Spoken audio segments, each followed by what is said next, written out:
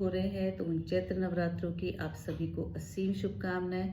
उस शक्ति स्वरूपा के बारे में जितना गाया जाए, जितना उसके बारे में जाना जाए, जितना उसके बारे में महसूस किया जाए, वो सबका अपना अपना एक विशिष्ट अनुभव होता है।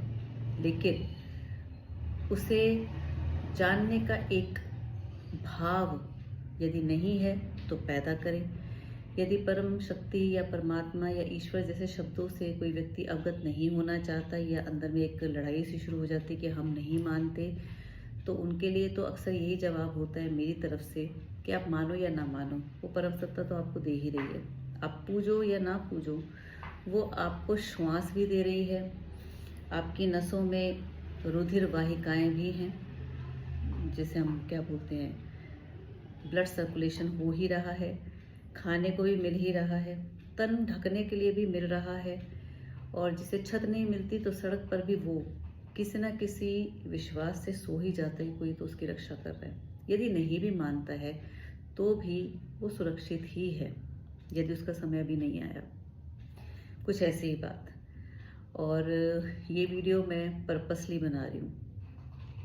कई बार मैं अकस्मात ही बनाती हूँ, लेकिन मैं इसलिए बना रही हूँ क्योंकि पिछले 2-3 वर्षों से कुछ ऐसा समय चल रहा है कि ऑल ओवर द वर्ल्ड एक लड़ाइयाँ इत्यादि इत्यादि चल रही है, और व्यक्ति के जीवन में तो खुद ब खुद चल ही रही होती हैं। और जो बाहर की प्रकृति में परिवर्तन होता है उसका प्रभाव आपकी भीतरी प्रकृति पर भी होता है। यत् पिंडे तत् ब्रह्मंडे, है ना। तो ये जो कुछ विशेष दिवस आते हैं, खासकर जो कल से शुरू हो रहे हैं, बल्कि अब शुरू ही हो गए हैं, तो उसकी ऊर्जा से आपका यदि रुझान भी नहीं है, यदि आपका इंटरेस्ट भी नहीं है, पता नहीं इंटरेस्ट वर्ड से क्यों सब लोग ड्राइव होते हैं कि अगर हम इस काम करने में हमें इंटरेस्ट होगा तो ही हम करेंगे। उसकी प्राथमिकता को देखिए, आपकी प्रायोरिटी लिस्ट में क्या चीज़ है। जो भी आपकी प्रायोरिटी लिस्ट में चीज़ें होती हैं, अत्यधिक वो आपके इंटरेस्ट की नहीं होती, लेकिन वो आपकी आवश्यकता होती है, वो आपके लिए आवश्यक होती है, आपके जीवन के लिए आवश्यक होती है। और सबसे पहले हमें खुद के लिए वो एक आवश्यकता महसूस होनी चाहिए, उस परमात्मिक शक्ति से जुड़े रहने के लिए।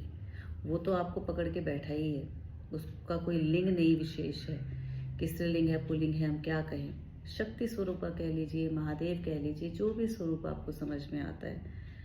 पर बात चल रही है कि आप उसकी एक एग्जिस्टेंस को पहचानिए, क्योंकि वो तो निराकार है, वो तो निराकार है।